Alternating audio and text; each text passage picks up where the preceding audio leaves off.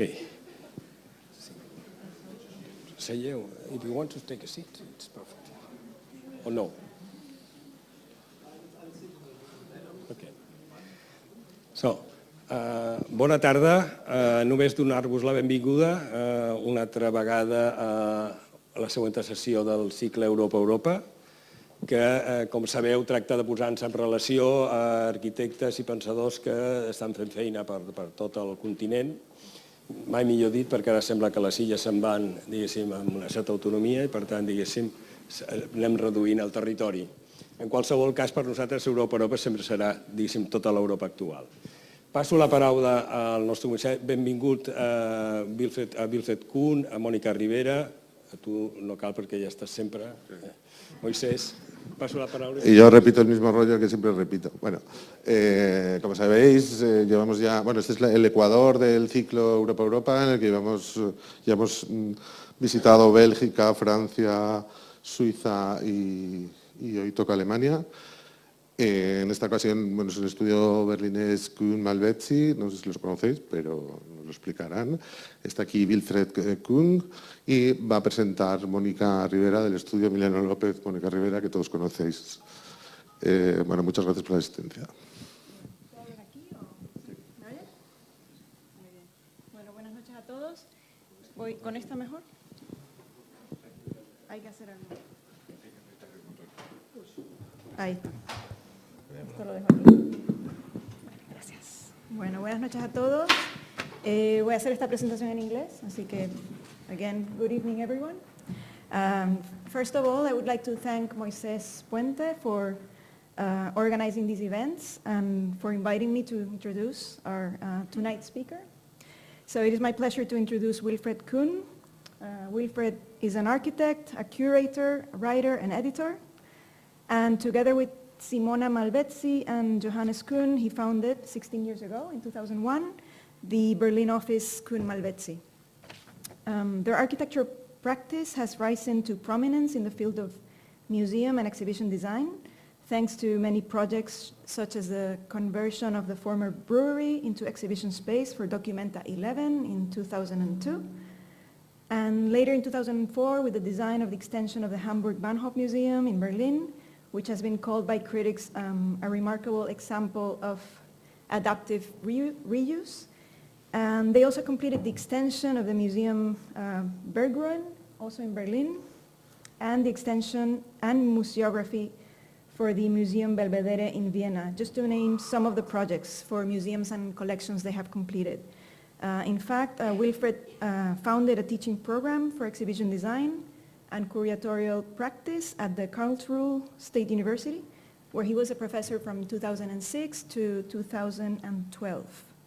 So I invite you to look in their website at their publication called Candida Hofer and Kuehn Malvezzi, displaying their exhibition work as photographed by Candida Hofer. These photographs show the anthropological quality of the spaces, and as the architects say, and I quote, without loading the architecture with any figurative signs or illustrations.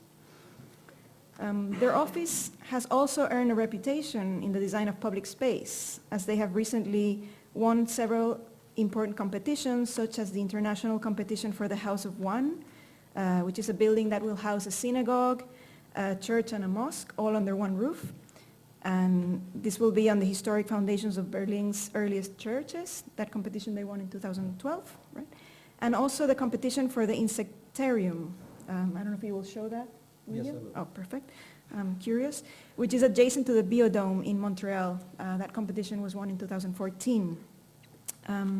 Their projects have been shown in international solo and group exhibitions, including the 10th, 13th, 14th Architectural Biennale in Venice and in Manifesta 7 in Trento.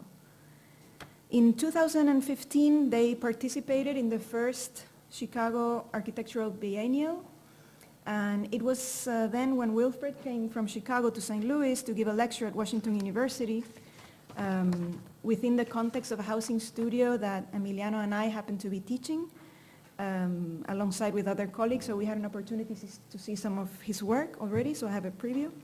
And I don't know if you'll show the projects that I saw or that I mentioned, so we hope we see some tonight. And what I find fascinating in their work is their interest in sort of roots and unfolding spaces through meandering, but giving always the possibility for a shortcut or a bypass, so that the visitors find their own narrative in their own time, just like it happens in a city. One can see this very clearly in the Documenta exhibition, where this interest is pursued as a matrix of interconnected rooms, to use the words of Robin Evans, where movement occurs by filtration and through canalization as well. In their winning competition entry for the House of One, the interreligious building I mentioned before, they have said, the internal organization of the building frees itself from the overall form. It resembles a city within a city. So we see a consistent theme in their work, which could be described as sort of internal space treated as urban design almost. And maybe that can be explained by their strong position about context. And to quote them again, context, not as what you find, but what you design to make the found visible. The act of decontextualizing any particular object and recontextualizing it in a specific way recreates the object by charging it with new meaning. So please join me in welcoming Wilfred, and thank you for being here tonight. Thank you.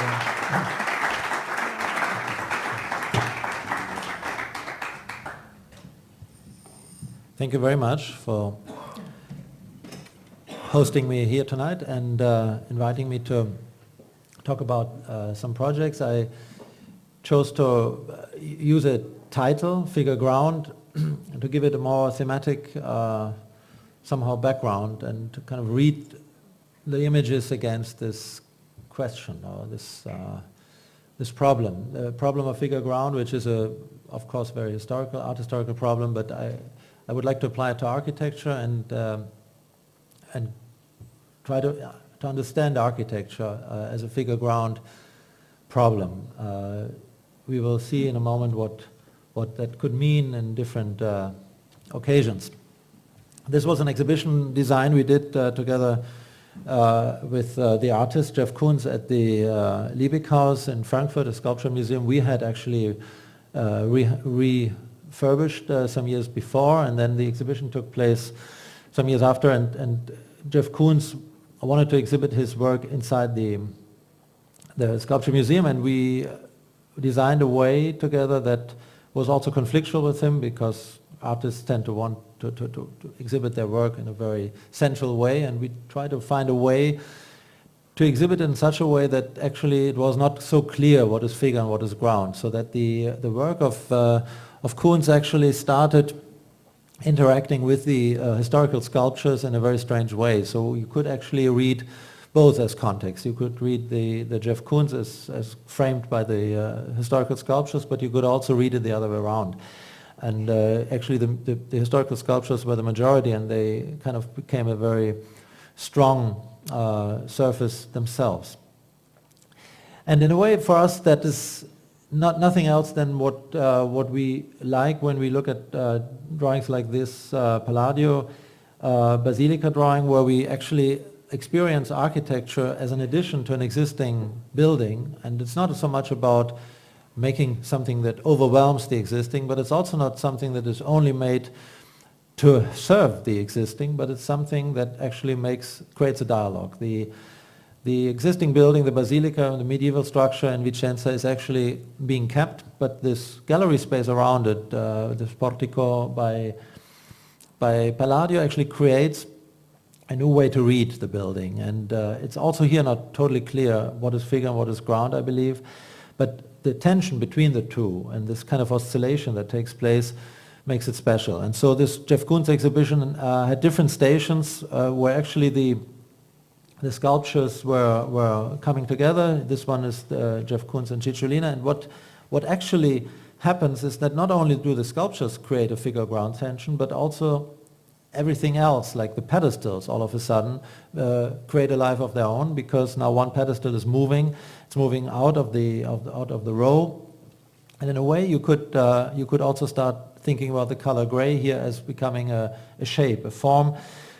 Actually, the form of a pedestal, the form of a base, the form of a display is something that we are very interested in. And there's one particular artwork I very much like, which is Piero Manzoni's Cicle du Monde, which is a circle for the whole world, of course, and it carries the whole world, but at the same time it's also just a dumb block sitting on the world or on the earth, and this doubleness of being an exhibit and being a display at the same time actually epitomizes the approach that we think architects could take at reality when you encounter a given environment, when you encounter a given reality.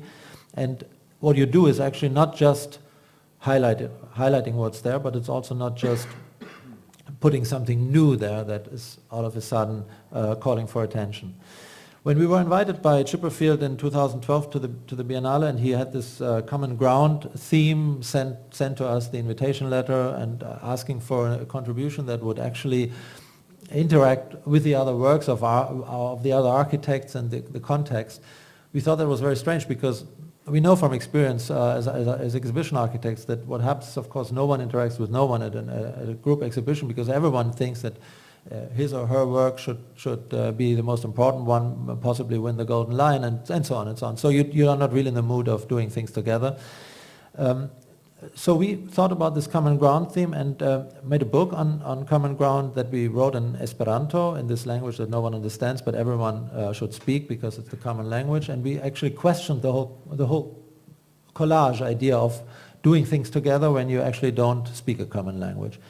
The whole book I don't want to show now, so I skipped this part of the exhibition, but it's important for me to mention this because language, I think, plays an enormous role, and translation, which is happening in Esperanto, is actually the most interesting thing to us, I think, as architects. We should think more about translation and what it means to translate things, because what happens is when you go from one context to the other with an object.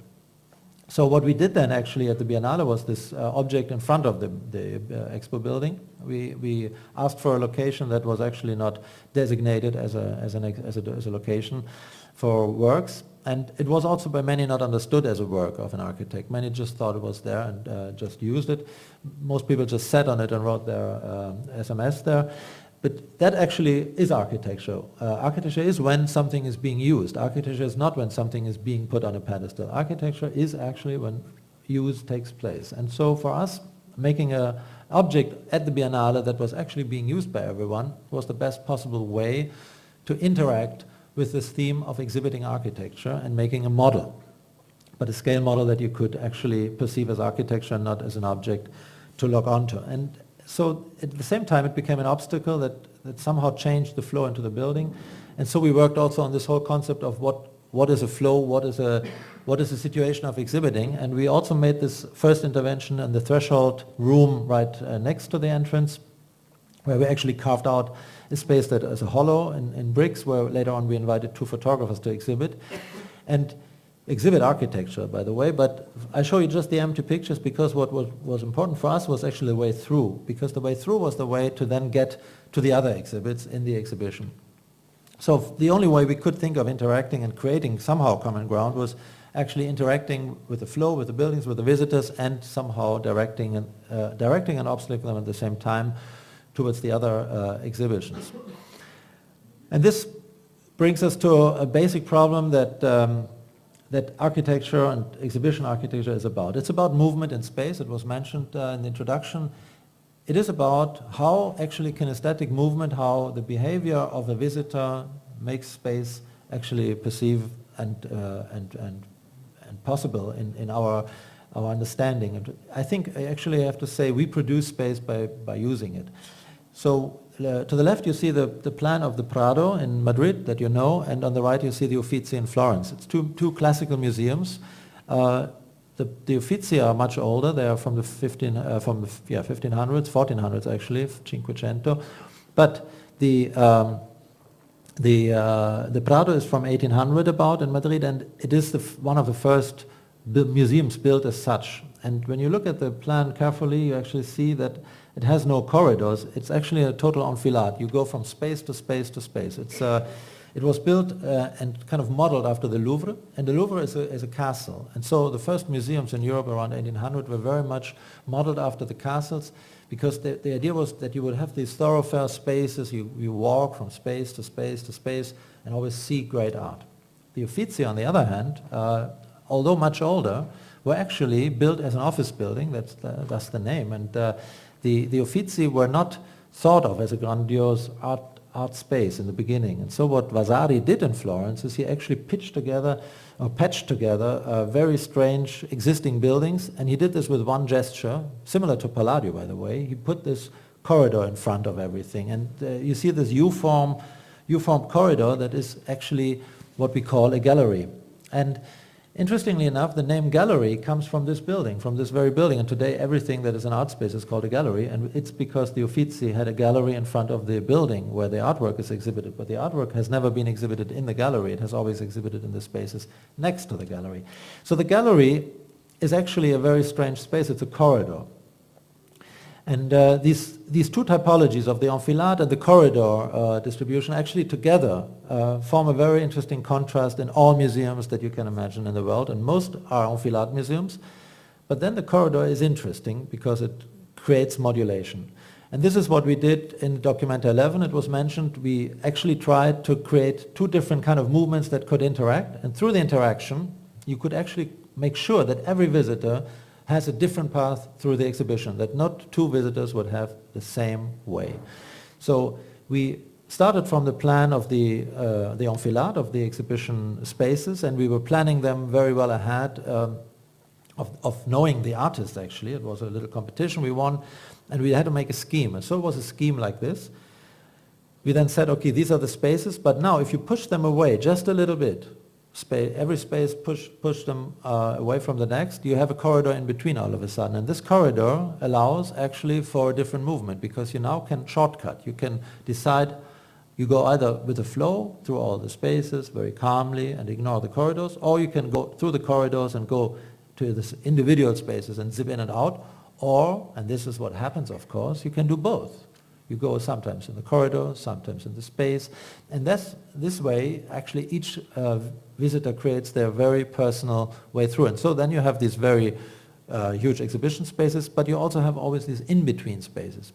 And this kind of exhibition making that we developed then, and that was our first year of our practice, we developed with this project basically, reading historical typologies and trying to transform them into a contemporary exhibition, very much brought us to this idea of designing the city, the exhibition as a city, really designing the space not as an exhibition space in terms of scenography, but rather understanding it as a bigger whole in which you had to accommodate very many realities, like in a city, that you wouldn't know beforehand.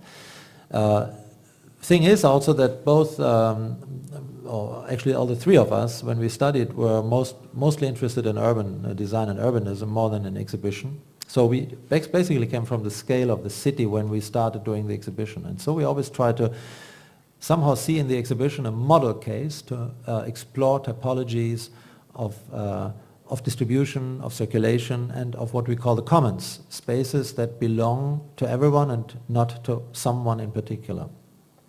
So the Hamburger Bahnhof, the extension of it actually in Berlin, which is the Museum of Contemporary Art, the state collection of the Federal Republic, is a building that we did at about 12 years ago in an existing building. It was mentioned before.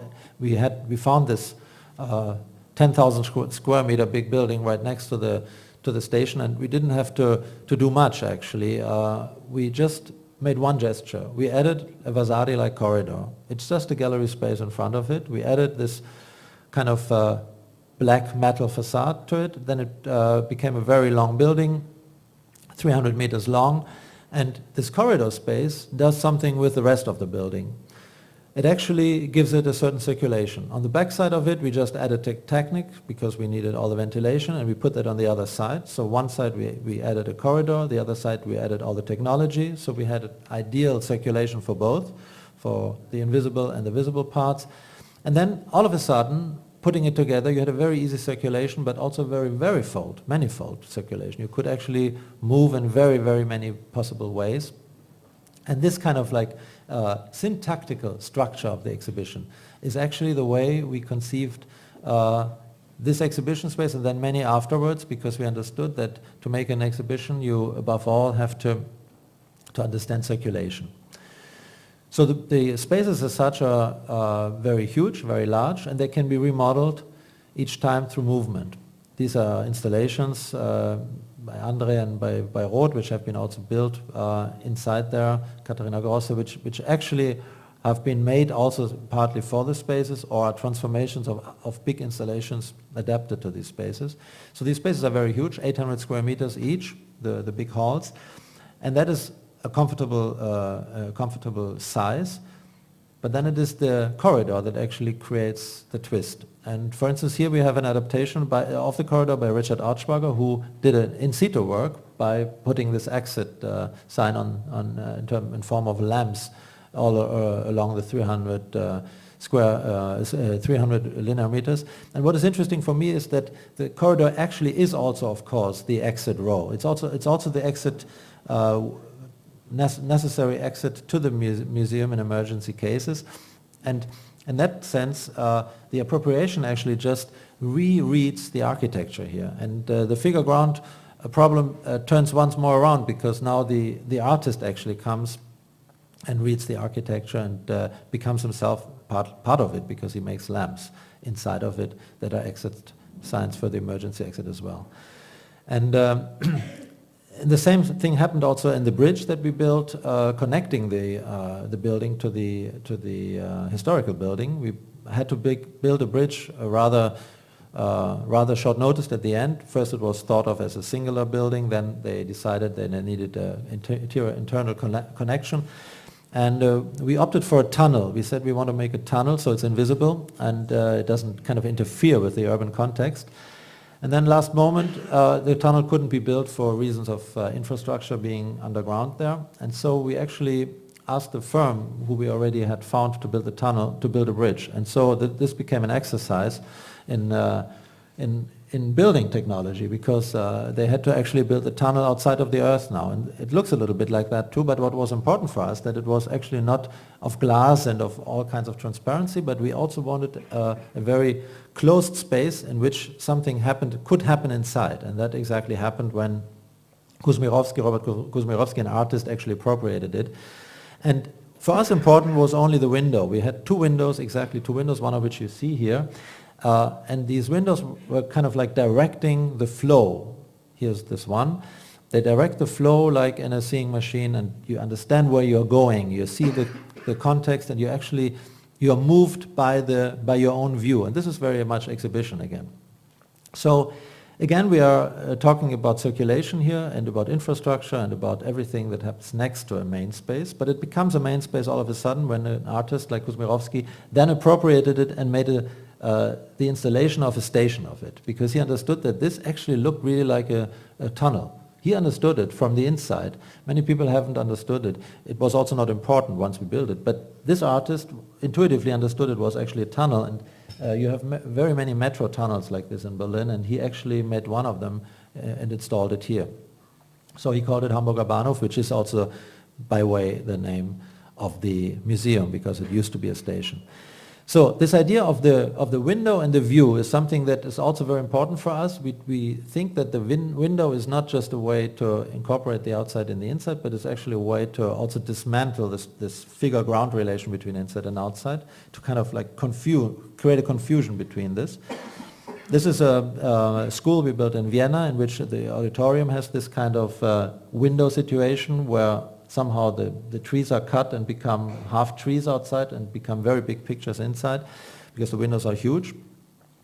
We did buildings in various parts, also in landscapes, where actually the windows become very particular objects through which the landscape is being somehow brought inside in a very exhibition-like way, where you don't see the frame anymore, and it really becomes the landscape as such, that like a postcard invades, a giant postcard invades the space. And we did this corridor, for instance, for the Berggruen Museum in Berlin, where from this you see into a very beautiful garden that we recreated, that was lost, and that could, through this trick, be reactivated and then became a sculpture garden later on. And we did this also for the Belvedere in Vienna, where we connected the museum with the orangerie, and together with artist Helmut Zobernick made an installation out of it. Actually, he created a kind of structure, a net kind of structure that was laminated into the glass.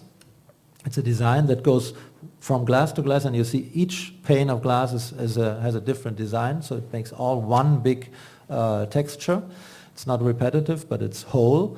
And this big design is actually a diagram of thermodynamics, and Zobanek went through this process of interpreting the hothouse that this glass house obviously is too, while we were with this also pushing for a solution that actually protected the birds, because bird strike is a big problem in these wholly transparent hallways, and then they attach these kind of things afterwards. So for us it was a strategical movement to involve an artist who could actually take care of a practical problem by transforming it into an artistic problem. And again we have this interaction between art and architecture, view inside, view outside, where you can debate for a long time what is figure and what is ground. And we did this extension for the Julius Doschel collection in Düsseldorf, where we kind of built a roof on top of it, which became a sculpture garden also with a Dan Graham pavilion that you can see. And other than that, it also just became this view into the sky, where all of a sudden the sky became part of the museum private collection space underneath. So here we talk about exhibition experiences that go beyond the exhibition. It's not just about seeing artworks, it's not just exhibits, it's about seeing contexts also. And for instance, in this case here, it's our very first project we did in 2002 at the very beginning. In Braunschweig, we were asked to build a pavilion for a theater festival in front of this historical theater. And our decision was actually to renounce the idea of making a pavilion and rather opt for something that would activate the building in a different way. Because usually the first floor, where the bel étage, the big halls are, is only open to visitors of the theater and not to people during the day. And so we thought that could be activated. The theater is sitting in the Glacis. The Glacis is surrounding the city. This is the medieval nucleus of Braunschweig, and you see actually the theater looking into the alley, the big axis of the old city. So our decision was to put a big stairs in front of it to actually activate the first floor by having all the people enter the theater, not anymore on the ground floor, but on the first floor. Make the first floor into like a Salotto Buono of the city, to really create at the same time kind of a theater of the city, so you could sit outside during the day and look into this beautiful axis into the city. And since it was south-faced and it was during the summer, it also made a lot of sense that the festival pavilion would be outside actually, and that people would just gather and sit on the stairs. And then if they needed to go inside, they just went inside the theater on the first floor where there were big halls anyway. And so the theater actually, that usually to the right side goes to the inside where the stage set is, now also went left side to the outside to the city. The theater kind of doubled and unfolded into the city. And for us it was this moment of making it double that actually was the architectural move. Not so much building a pavilion, but actually making the pavilion inside the existing building.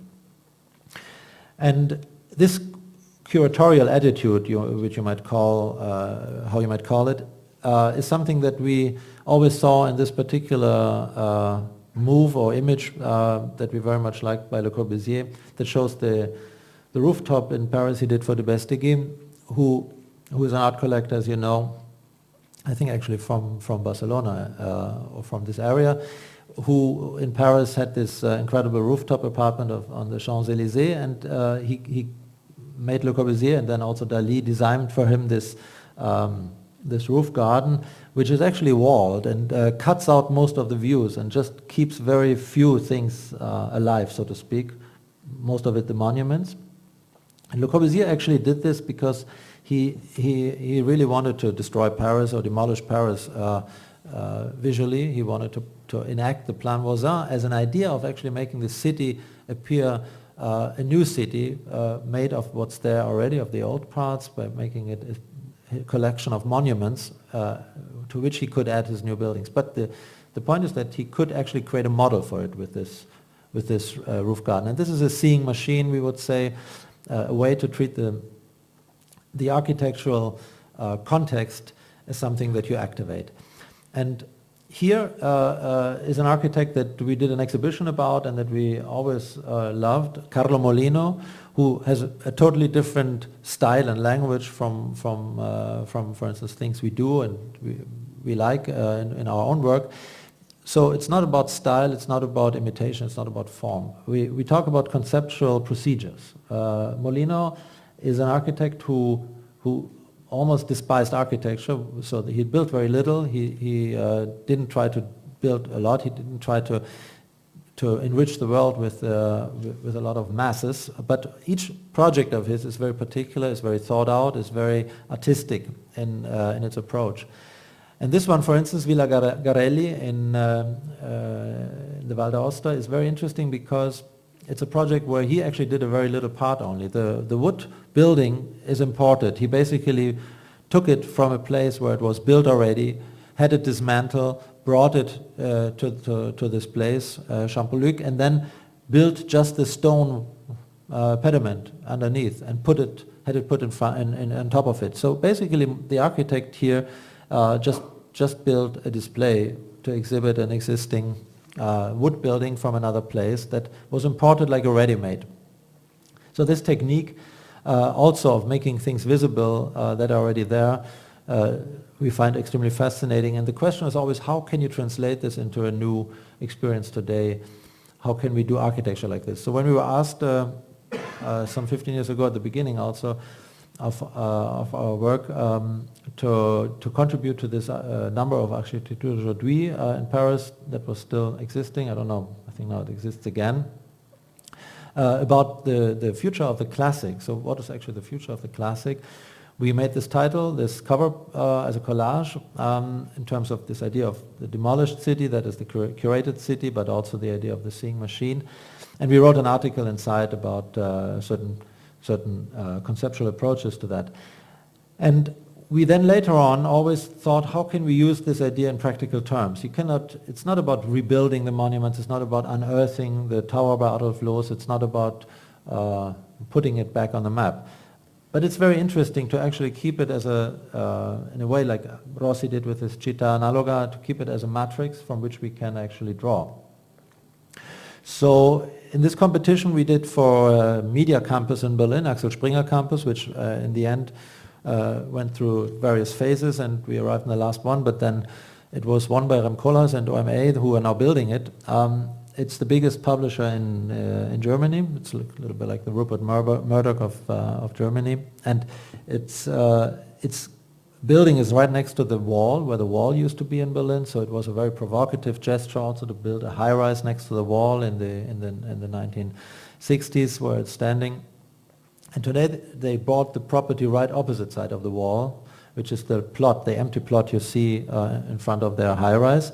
And the question now was what to build on that. And our suggestion was to actually think of the plot as a full plot and not as an empty plot, and then carve out 3 hollows, one in the form of the shaft of the Loos Tower, which is a newspaper building that has never been built, of course, then one in the form of Mies van der Rohe's high-rise for Friedrichstraße in Berlin that has never been built, and one in the form of Schinkel's Bauakademie, which had been built in the 1850s but then was destroyed, and is now actually a big discussion about its reconstruction, just started some weeks ago.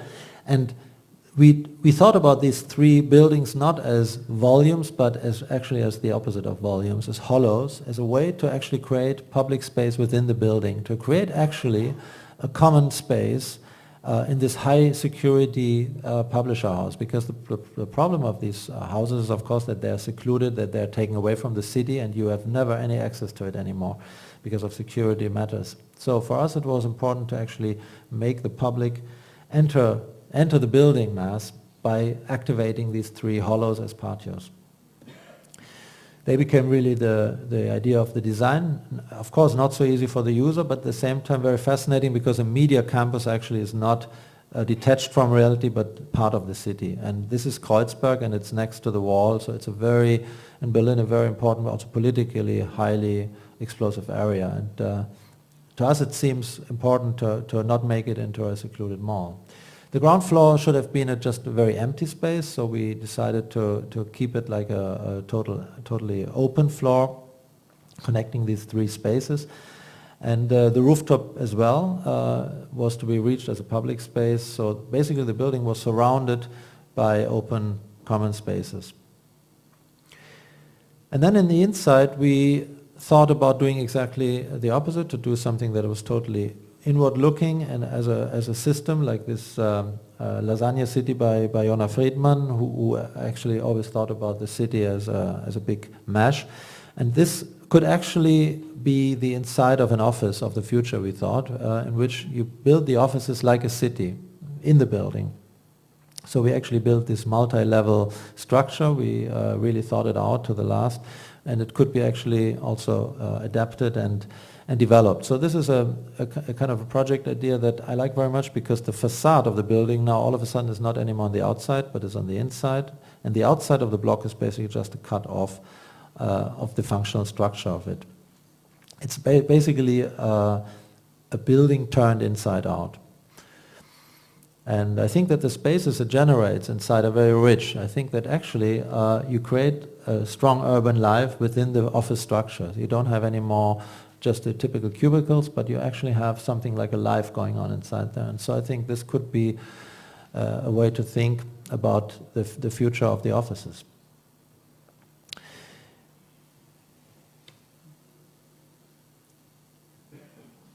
So talking about typology and using historical typologies is not just something for art museums, but it's something for all exhibition structures. And we looked at these typologies over and over again, and not only at art historical or museum historical typologies, but also at archetypical ones like Palladius Villa Rotonda and others you see here. And we always thought of how we could recombine them and update them within a design for contemporary museum structure that goes beyond the Museum of Art.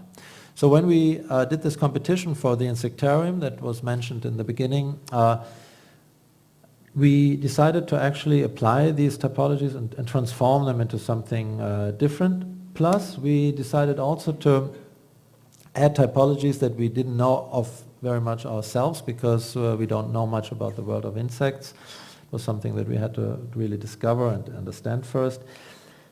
And we kind of made a design that is a parcours, as you see. It's a way around, and then on this way lots of things happen. Sometimes they look more art historical, and sometimes they look more organic or strange. And for us, that was an open system that we basically tried to offer, where we didn't know yet how exactly it would work. And we then defined a cycle, a perceptual cycle of the visitor going through the museum and making experiences actually, with the production, and I will explain in a moment what that means, was in the center of the building.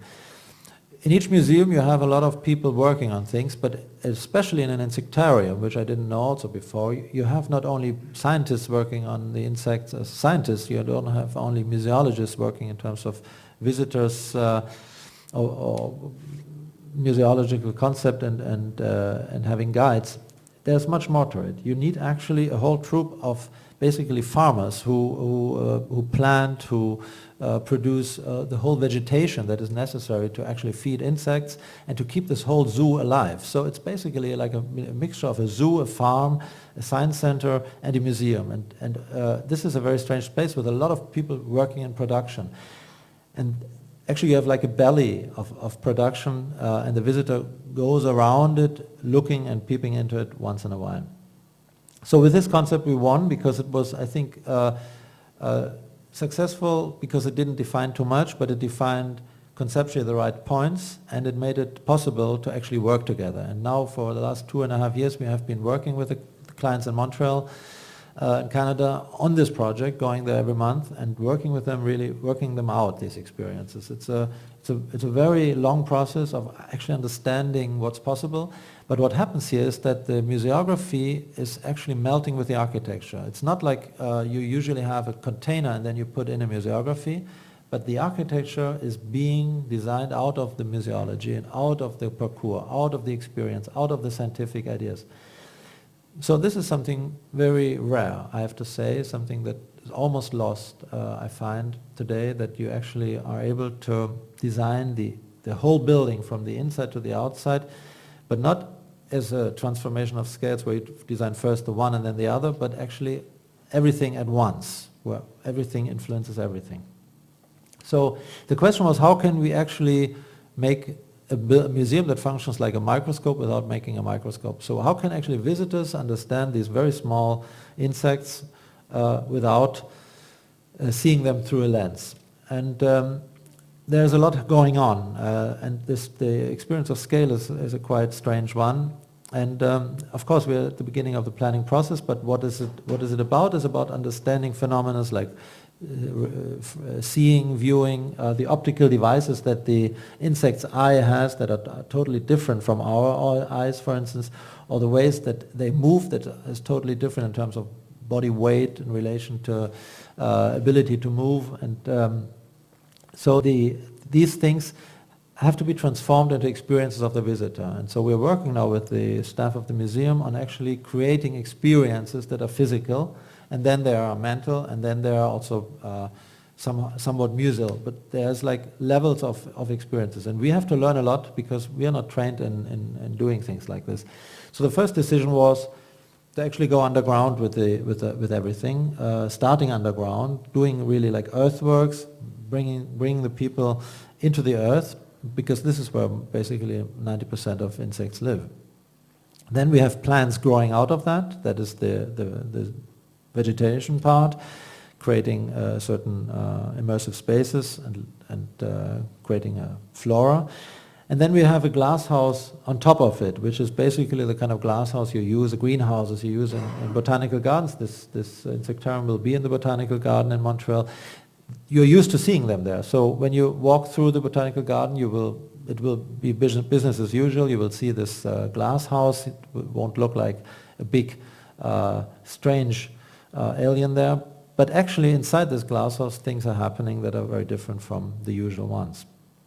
So the visitor will be taken on a ride through this kind of labyrinth that is now changed a little bit its compactness because of the reasons of practicalities, but it's still the same parcours. And we have to learn now actually to design spaces like this, which we are not able to. This is for us very strange, because how do you even design walls like this in a rational way, of course, and not in a sculptural way, not to make cool forms, but actually to create a certain kind of experience that is more close maybe to Richard Serra's sculptures than to any architecture. And we have to actually understand the section in a very different way now, doing this exercise. And then we have to understand how these spaces in which these experiences take place can be actually shaped and formed. These are 3 attempts to design spaces that should not look like chapels, not should like grottos, not should look like anything that we think anthropologically of, but at the same time also not should become something organic, pseudo-natural. So we will work in concrete, and we will work in this way, kind of earth-like, molding it, but it's a hard process to actually understand the shape of this. And you actually arrive at the moment where exactly this camouflage that you see so much in the insect world, where you don't exactly know what again is figure and what is ground, where that actually becomes the guiding line and principle. And then we are very relieved when we come after a while of this parcours into the museum-like space where the dead animals are exhibited, the butterfly collections, the beetle collections that are very beautiful, of course, because they're like a historical museum of natural history. And there we actually have a Pantheon-like chapel that will actually show these in a very bright way. And this is then more the exceptional space inside this museum than the rule. But it's interesting for us to make these things come together. And then from this chapel that you see here, which will on the outside be like a little extrusion of the earth, probably planted also you actually take a way up and you arrive in the butterfly house, which is the greenhouse to the right, and this will be a tropical house all year long in which you have 30 degrees and basically all the life that you have in the equatorial areas. And you have these colorful butterflies and you have these natural flowers that are very colorful. All that in a city, Montreal, that has, of course, temperatures in the winter of minus 20 degrees, so it's very surreal also to have this, this greenhouse that all of a sudden becomes an immersive space. So from the outside it will be very nondescript, and then in the inside it will be quite surprising what actually is going to happen in there. And then the last space where you arrive after the tropical garden is actually a kind of an atelier space, and this will be a very important point. This will be right in the center of everything, next to the production. From here you see everything, and actually this will be a space for the kids above all, which will be probably 70 to 80% of the visitors, to actually work on the experience, and it's thought to actually make an experience there in folding and drawing and designing things. So the idea is that the kids and also their parents and maybe also some other groups of adults will actually, after the experience of the visual experience, actually transform this into their own creative experience, because the idea is that this is also a place of education. And I think this is very important to understand, that the museum is not a place to just keep things and have a treasure, but the museum is actually the place where we have to educate ourselves and our kids to actually become someone else or someone different from who we were yesterday. So in that sense, we come back to the question of the museum in its more anthropological terms. And this whole question of the ready-made, that is something that has occupied our minds for all the time we have been working. Because if you think about figure and ground, you basically have to think about also the ready-made, which is the most important device of exhibiting of the 20th century for sure. It has gone through different phases actually, which is interesting, because starting out with Duchamp and the Urinoir, it actually later on became many different things. And here, for instance, you have a work by Catalan of the 90s, in which a stuffed dog, could be real, it could be fake, but it's real, it's part of a Canadian collection. It is being exhibited at the Haus der Kunst in Munich, and it's a ready-made, of course. It uses the technique of the ready-made, but it's a totally different ready-made from Duchamp. But actually what it does something with the context it's sitting in. The ready-made has this ability to be a very common object that you are used to, that you have seen before, that you are not used to maybe seeing where you find it here all of a sudden in a museum, library-like context. And all of a sudden it makes something with you, because it actually makes the context blur, or makes the context somehow shake. This is another ready-made that I think is very important, because it's an inverse ready-made. This is at least the way Boris Greuß has called it. It's by Fischli and Weiss, the Swiss artists, and it's a little chamber made of all PU, polyurethane, but it's so well made, one-to-one scale, that it looks totally real. It's a little space that in some museums of the world who bought this work is happening underneath some kind of stair, and you look through a window, a little window in a door, and you see this, the light is on, and you see this space, and you actually think it's a space that is a space by the housekeeper, which has, the light has been left on. You don't understand it's a work of art, first place. It's designed in such a way that you don't understand it's exhibited, but actually you think it's there by mistake. So it's a ready-made in the best sense of the word, because it actually makes, it speaks about the museum in which it is, in which it's put, and it's put in a strange position. But it's a space already. It's not anymore an object, but it's a space now. So it's quite interesting what ready-mades can do. This is the ready-made yet different. It's kind of a delegated ready-made. It's by Tobias Rehberger, who exhibited a Lamborghini in a gallery and sold it there. But it's not. It's driving. It's a car. You can drive with it. But at the same time, it's a kind of imitation, because he had it built by people in Thailand, sending them drawings, sending them images, and just said, you know, try to rebuild it after the photograph, not after after the perfect drawings, but after drawings he made from his memory of the Lamborghini. So he's a big car fan, so he had a very good memory. But he also made a Porsche. I think it looks less good, but the interesting thing is that these are real cars. They're also real artworks. They're also really sold, and they have a motor and everything inside. But they're of course not what they seem to be at first sight. And so the ready-made can be many things. And it is strange that apart from Molino and architecture, we have not seen much of the ready-made technique being used by architects. Architects are so very much concerned with always making everything new that it seems difficult to just use what's there and apply it well, you know. And you can use it also by redoing it, for instance. I think Reberger is interesting because he's not just bringing a Porsche from the street. He's actually remaking it, but by delegating the remake to people who are used to crafting fakes and forgeries, but he does it not after the proper designs, but after his kind of like imitations of the original. So there's a process.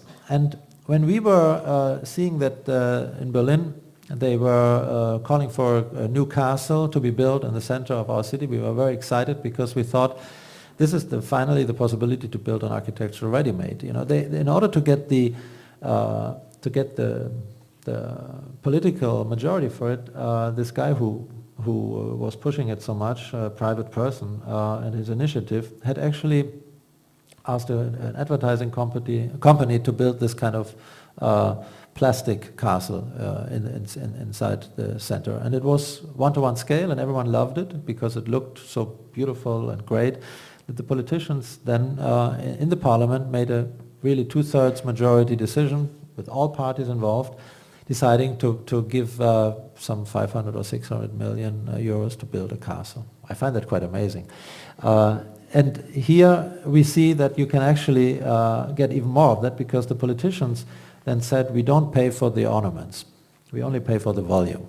The ornaments have to be sold and bought by private people because we want also that our citizens kind of have their say. You know, we are a democracy, we are not anymore kings who just build a castle.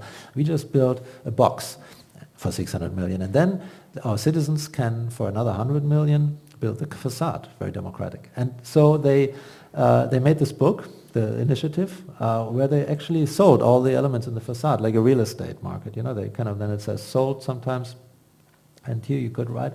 You see, like, it's really well made.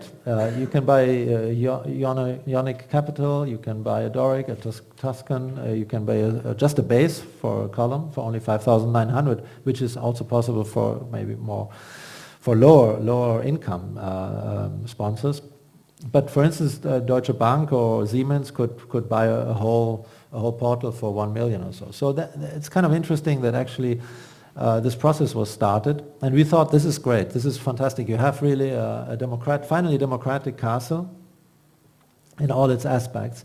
And see, you know, Germans are serious, they're not humorous people, so they took this very seriously and made this into a real thing, so that before they even did the architectural competition, they already found these guys who actually had to relearn the craft because no one was able to do this.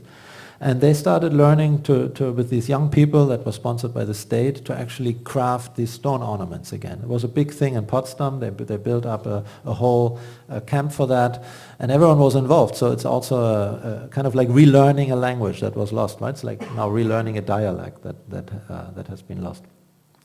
So everyone was very motivated, and we thought, great, now the competition, we can participate and we can actually show how it works. No one else wanted to participate, so we were basically the only ones, and then there were some, as our American friends said, total losers who participated because they really wanted to build the castle, but we were the only ones who were interested, I think, in it as a process. And so in the end we got this special prize, because our design was being discussed very, very much in the jury, and the architects in the jury actually wanted us to win because they thought this is great. It's finally someone who actually makes it a theme this whole thing. But there were some politicians who blocked that, and then our friend Franco Stella from Italy won with a very conventional design, of course, which is now being put in place. Actually, quite fascinating to see the construction site grow because it's totally built in concrete. It's a big mass of concrete in the center of Berlin that is being finally clad with these ornaments. The ornaments are being sold step by step, and out of the 100 million that they were selling or had to sell, they only sold like 30 million, so 70 million are missing. And now the question is what's going to happen with those concrete parts, right, when they're exposed. But our design actually included this idea. We were quite sure that it would not sell 100 million in private people, because we had always a feeling that Germans, exactly, they don't have enough humor for this. So they wouldn't buy these pieces, you know, they just wouldn't do it. And so in the end it's only 30 million, which is a lot anyways, I think. And for us it was always two buildings. One building that was the new building and one building that actually is made of the ornaments. So here you see kind of like the interaction between the two. This was phase one, and we were chosen still for phase two after this phase one because luckily we put the dome up there. In the second phase we'll cut the dome, and this was the KO for us. This was Chipperfield, who was the jury president later on, he told me, had you done the dome, you could have won. I said, good thing we didn't do it. But see, they said it looked like a bank like this, you know, without the dome. So, oh well. Well, what we proposed or suggested was actually to make a building exactly like the building that was historically built there in bricks, but just for this facade part, you know, to build a facade of thick, 2 meter strong facade of bricks, and just have it cover the ground, and then build a museum inside as a totally autonomous structure, and build the ornaments outside as a totally autonomous structure. So you have actually 3 buildings. You have the facade, or let's say the walls, call it like this. You have the walls, one building. You have the museum, second building, because it's also to be the future ethnological collections of Berlin. So all the colonial things very beautifully exhibited in a castle. Can imagine that. So second building inside, and then a third building, which is actually just the facade. Those ornaments done by these young people in Potsdam who relearn the craft. And this is now the second building, or the one you see is like the in between. It's without the ornaments now. You don't see them. They could be applied. They could also not be applied. We kind of showed a way how to go forward. You build basically a raw construction, and then it can be developed afterwards. But we didn't use concrete. We didn't use all of that on this part. And the building could have looked all ornamented like on top, or it could have just remained the brick construction as a model. We thought of it as a one-to-one scale model in the middle of Berlin, very beautiful, very much sitting there, speaking to the historical context, speaking about the conditions of architecture, and being still open for all those Berliners and friends of Berlin to buy ornaments. Henry Kissinger, by the way, bought a lot of ornaments also, some millions he spent. And here you see how it could have looked halfway in between, more or less, with the money that is there now, the 30 million. So you have like the big doors or portals, and the staircases could be built, but maybe all the rest could just stay what it is. And the beautiful thing is it's an open structure, so 50 years later it can be still added to it. Something that the building now is not able to do, because it's the way it has to be built now has to be finished, and so the parliament now sat together some weeks ago and decided that they actually give a loan to the citizens. A loan. We are living in the time of debt. So the German finance minister will give a loan, like he gives loan, he likes to give loans, and then has a say. He gives a loan to the German citizens so they can go on collecting, and when they have enough, they pay him back. This way the German state doesn't have to pay for it. Great idea, huh?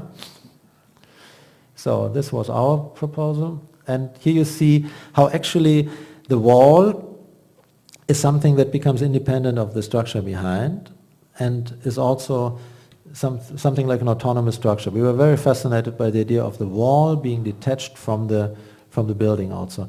And then we thought of Schinkel's drawing, where he showed the museum that he built next to it, the Altes Museum, where you actually have the view to the castle, and he was very interested in this relation, and we thought, he had a hard time convincing the king, by the way, to open the castle. The king was very holding back, but Cicle always wanted to talk the king into actually making this a Prussian kind of Arcadia, where you go from one museum to the next, and you actually open the castle and make it also into a museum. It later became such, it became a museum, but much later. And we thought, now that it's for sure to be a museum, we should actually respond to Cicle's request and actually open it really and make it come, this wall, this thick wall, come actually as openings to the ground, not as windows, but really as openings. And here you see now the view backwards towards Cicle's museum. And this is actually how we thought this building makes a lot of sense in the center of Berlin, because it starts talking to the historical precedents in a way that actually they had started talking to the castle once.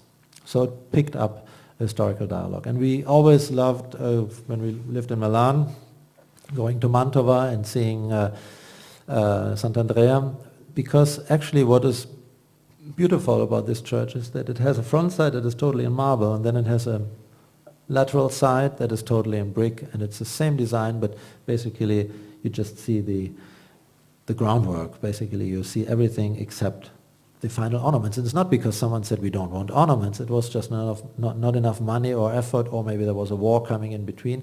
Alberti had for sure designed the whole thing, but then it didn't happen, and you have so many churches in Italy that have never been fully finished in their facades, and they're very beautiful. And we always imagined that this kind of reading of history could also apply to contemporary architecture if we were a little bit bolder and a little bit more open to the question of process, of figure and ground, in that sense, of not taking our last word as necessary.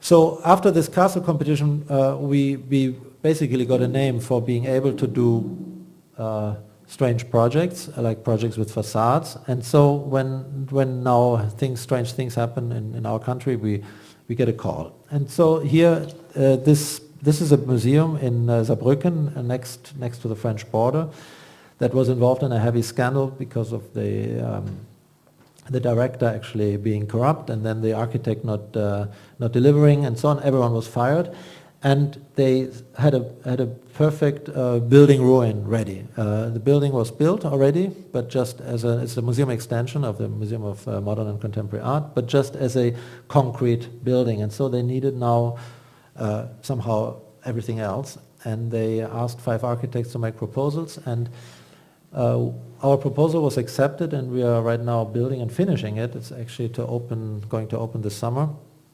And what we did is we actually involved another player, an artist, Michael Riedel, with whom we worked together on this. So this is basically what we found, kind of a half empty thing, and this is the historical building to which it was attached. This big concrete block now sits exactly where we now see the nice open sculptural garden. One could argue that the whole idea of this addition was not the most refined idea, but the concrete thing is there, and so they decided not to demolish it, but actually to try to save it. This is the concrete block, and the architects who were working on it before us had actually decided to have it as a new entrance to the existing structure. This existing structure is a 60s pavilion structure built in this kind of late modernist pavilion fashion in stone, and very simple, very subtle, very much connecting to the outside. And we, as a first input, thought this cannot be. It cannot be that the new building is the entrance to the old building. It has to be the other way around. The old building has to still keep where it always was, the entrance, the foyer, the lobby, everything. And then the new building is one more extension. And this is how we reordered the whole structure. That was one move. And then the next move was involving Michael Riedel, the artist, who actually then with us read this whole structure of the pavilions, the 3 small pavilions, the pavilions you see to the right of the red foyer, which is actually the special exhibition space, and then the big pavilion to the left, which is now the new extension. He read all this together as a pattern and made kind of like a rapport out of it. So it became like a textile structure which he could then use to design actually the exterior. And from that he made a design that he filled with text. And the text from the very beginning was our concept should have been the revealing text of the whole project, because what happened in the project before we came in is that it was all opaque. It had the same problem that the castle had in Berlin. It was not really clear who was responsible for what and why everything was going wrong, and so there was no transparency about this, and the citizens were frustrated and wanted the building to disappear because they thought it was a scandal. So much corruption had gone on. And so we thought that probably the way forward would be to actually exhibit the whole building process and to actually make the building talk by using a text. And this text is now parliamentary debates that concern the building. It's everything that actually leads or led to our contract also. So it's also talking about how we discussed it with the politicians, how we got the contract, how Michael Riedel designed it, how he presented it. All of this appears in this text that Riedel then kind of like put into the pattern, and which is now in the building process being printed or built, like it's put really like by a handwork. It's really handwork. It's put onto the facade, word by word, like you do when you do writing on a wall, but in a very sturdy fashion. So actually in the end we will have a facade made of big concrete slabs, 4 by 4 meters, that work like posters, because Riedel is usually working with paper like this. Here he applied it to stone. And actually they will have these texts written into them that will be also then published as a book.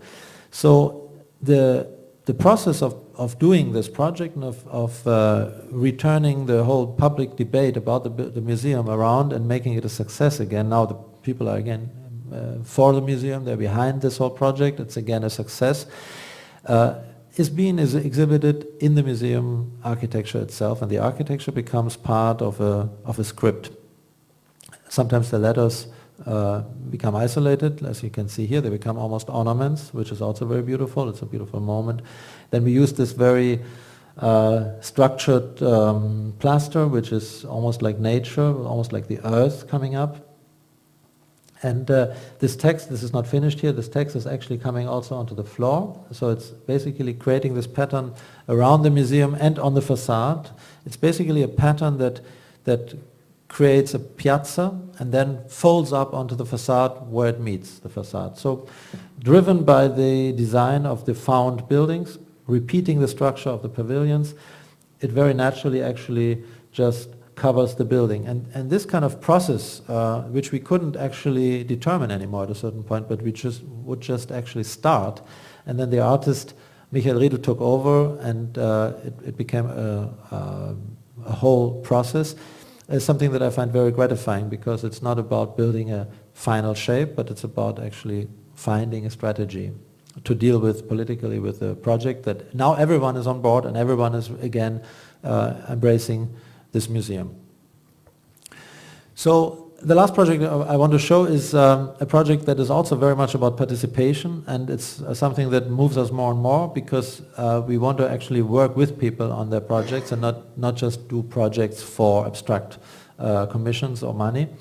This is the oldest church in Berlin, the foundations of which are still under the earth, and on top of these oldest foundations there are more foundations of younger churches that have been built during the last 750 years. This is the last one from 1852. It's has been the church that was standing there has been demolished by the Communist Party in East Berlin in the 50s and of the last century. And this is a very historical spot of the city, but it doesn't look like this anymore today. It's on the Museum Island, so not far away from the Schloss, actually, from the castle. So this would have been the location, or is where the castle is now being built. Here's Cicle, the Bode Museum. Maybe you have read that 2 days ago they stole a big golden dollar coin from it, very beautiful. And and here is our site. So this is the island here. It's the island in the Spree in Berlin. It's the most historical part of town. And this was the very first church of the city. So it was the counterpart of the castle. You had the worldly power and the ecclesiastical power. And after not having been able to win the competition for the Schloss, of course, it was our ambition to win this one, and we won. And so now we are actually working with these communities on rebuilding the site of this historical church. And what is interesting is that when the Protestant church, which is now in charge, got back the property from the city after this expropriation during the socialist times, they decided not to just rebuild a church. They actually decided that they needed to come together with other people and do something new. And they called their Jewish friends and Muslim community in Berlin, and together they built a grassroots initiative which is called the House of One, and they want to build a building in which a mosque, a synagogue and a church are all being present, and in which a fourth space which they use together is actually the space of encounter, of dialogue, but also of discussion and of course conflict. So it's very much what Berlin also stands for, because Berlin of course is the city where the Shoah was being designed, and it's also the city where hundreds of thousands of Turks have been immigrating to in the last 30 years. So it's a city where religious conflict is of course present, and which also needs to confront this. And this could be the place where you actually find a solution that is not just about conflict, but also about somehow finding a dialogue and maybe a more curatorial approach to this question of multi-religious life. It has to do with education too, because differently probably from here in the schools in Berlin, the religion is not even a subject in schools anymore. So what happens is that young kids are totally uneducated when it comes to religion. And I think the less you know about also other religions, let alone your own, the more there is, of course, a problem of racism and distrust. So this project also is very much a project that serves the scope of actually education, of creating education, and it's a place that is not financed by the state. So the people, there's 3 communities who came together now, mounted a kind of like a campaign. It's kind of grassroots to raise the money with the crowdfunding and some donations, similar to the facades. So it's interesting how here, without the state actually asking for donations, it will happen. Will it happen or will it not happen? This is the question. You see the structure that we designed here. It's basically in the prolonged axis of this one street, and it's sitting on a major traffic axis of Berlin. So it's not a very romantic place, but at the same time it shows all the contradictions of the contemporary city. This is the model, the wood model we made for the competition, and I think that the argument also for the project in the jury, and it was a unanimous decision and was never questioned thereafter, I think was that it actually gave or gives every of the 3 religions their own space, but at the same time it has still a form outside that is particular and not just 3 buildings grouped together, let alone a series of buildings. So the plan is actually very much creating this tension between an outside that uses the existing walls of the foundations, of the historical foundations on which we built, literally, as a form, and then inside we actually carve out spaces in a very particular way. The spaces you see here from the competition have been changed since. We are working on this project for 2 years now. After the competition in 2012, 13, beginning of 13, it was resting for a year. Then we started, and then I had to pause again because of the money situation. But now we're working on it again, and now the spaces actually assume quite a different shape all of a sudden. It's a work in progress where we actually can integrate the 3 communities in the work, in the daily experience of making the architecture for them without changing the shape of the building outside. And this is the fascinating thing for me. We have a definite form that everyone is totally committed to. And at the same time, we are able to carve out these spaces and change them according to the needs and to the desires. And the fourth space, that's the one in the middle, the central one, is actually the hall that is of everyone and no one. It's a distribution space also, and this is also where the materiality of the outside, which will be brick, actually turns inside and becomes also the materiality of the inside space, just in this fourth space in the middle. And what is important to us that we use a historical material, the brick, which is common to all cultures, you can find it everywhere in the world, and that we use it again in a massive way. So coming from the experience with the castle, we found it very important that we do not build a concrete structure that we clad, but that we actually build a massive, uninsulated, 85 centimeter thick brick walled building, which has enormously positive characteristics actually in terms of insulation. So this is a section perspective where you can kind of see how these spaces inside are totally, can be shaped at least totally differently. This is more or less how they are now, and how still the exterior space just remains very modest and very non-symbolic, which is very important to create this cohabitation. So the historical foundations actually become the starting point. They will also be open and for view, so they will be part of the experience. You will actually have this underground level where you can see the historical site, very huge space. And then from there you go up and you have this central domed space. And all the way to the top, we designed an extra space, which is a city loggia, we called it. It's a space that was not called for in the program, but we thought was important for people, for instance, like us, who do not pray to any god, but who still feel transcendence to be an option. And there could be a space where you could actually see the sky and where you could actually meditate without being religious. So I found it very interesting that the rabbi, who's a very smart partner in the dialogue, always stressed this possibility of post-religion that is being expressed here as maybe the solution to faith. Because I think that it's interesting that actually very religious people like the rabbi and the priest and the imam who work here together are very much coming from faith, but they have some doubts probably about religion as institutionalized behavior. And they actually look for a possibility to exercise and to practice faith without falling back into the problems of institutionalized religion. And this is why the three together, discussing everything together and with everyone else, and not just putting three buildings one to another as a collage, actually maybe create a different kind of building in the end. And here process is very important. So this would be this loggia in the air, which is maybe the most beautiful space of all, and it was not even asked for.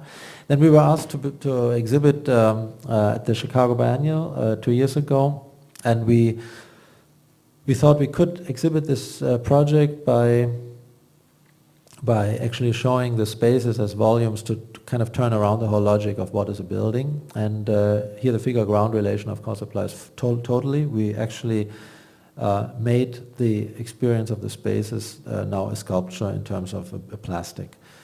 And then next to this styrofoam plastic, and I think scaled 1 to 15 that we built, Armin Linke photographed the three religious people, and actually those photos then, here you see always showing the hands, showing the gestures of faith, then became part of the exhibition space. So we kind of trace back also our partners, understand what the logic of their liturgy is.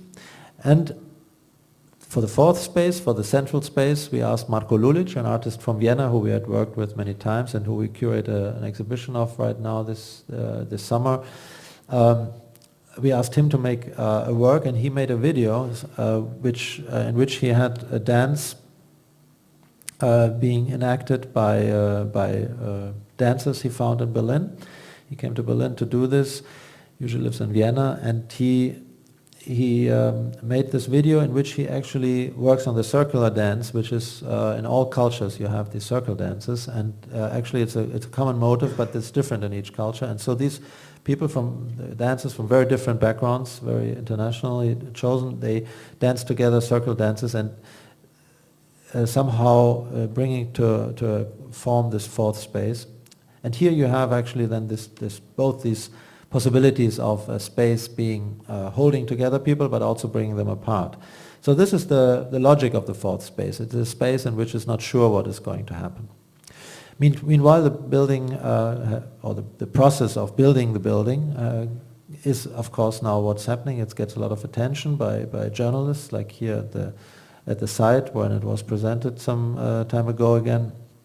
And they took this picture of the little model at the historical site. The historical site doesn't even look like a historical site because Berlin is such a deconstructed city in a way. Its fabric is so awkward.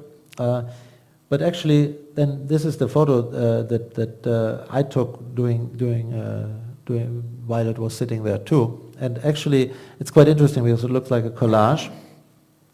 And you see that part of the city now of the GDR, actually next to it, the social housing blocks of the 60s, are extremely strange in comparison. But they are still sitting right next to this island. So you have to imagine this is the reality of Berlin today and of a building like this that has to now come to terms with the city of now, as of now. Then we were asked to exhibit this project in Paris last year, and we showed it at Le 104, which is a cultural center in a morgue, and an ex-morgue. And so we made a one-to-one model just of the floor plan by putting it on the ground. And it was very interesting again to see how it unfolds, how the size of it works in a different environment, and how the figure-ground relation here actually as an exhibition became very interesting, that the kids playing on it, we also filmed it, just played on the walls. They were not interested in the spaces at all, they just liked the walls. And then there's this crowdfunding campaign going on the internet now, where the three founders actually publicized the whole call. It's a call for bricks, basically, that can be donated. And this thing is going, and so it's growing, but no one has an illusion about it. It will cost 40 million at the end of the day, so no one thinks that this will be done in a year or two, but everyone thinks also it should be built. And it should be built immediately and not in 40 years. So what is now being done, we don't get a loan from the finance minister, but what we will do is we will just start building, and whatever happens, happens. So this is how it's supposed to look after everything is finished. But we kind of have a feeling it will probably end up being something like this. And I think that would be perfectly fine because it's a ruin in reverse, and it's something very beautiful. And now thinking about Barcelona and thinking about Sagrada Familia, I think actually that there's something to it, that you don't build an important building of faith in one day. Thank you.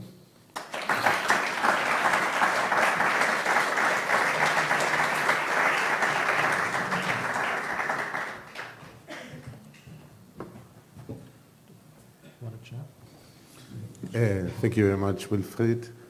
If you have any questions, as this time there are several architects who have worked in exhibition design, you could please do some. I'm looking at some people. There's a microphone there, so if you have any question. Otherwise, we have always the solution of the beers. A question? Okay, let's go for the beers. Thank you.